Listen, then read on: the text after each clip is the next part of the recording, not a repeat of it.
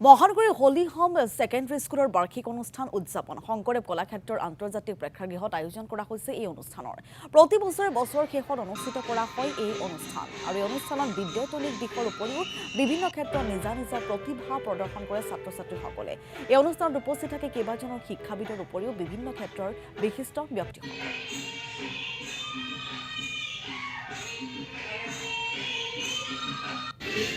আজি আমাৰ এইটো স্কুল এনুৱেল ডে'টো আমি প্ৰত্যেক বছৰে পালন কৰোঁ আৰু ইয়াত আমি ষ্টুডেণ্টখিনিৰ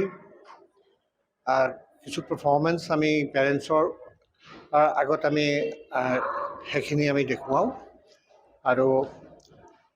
ইয়াত ষ্টুডেণ্টৰ ক্ৰিয়েটিভিটি ষ্টুডেণ্টৰ হিডেন টেলেণ্টখিনি যাতে প্ৰকাশ পায় পৰিস্ফুৰণ হয় তাৰ কাৰণে ষ্টুডেণ্টখিনিক আমি সেইমতে শিকাওঁ কিছু শিকোৱা যায় আৰু ষ্টুডেণ্টখিনি যথেষ্ট কষ্ট কৰে কষ্ট কৰি পেলাই আজি এই প্ৰগ্ৰেমটো আমি কৰিছোঁ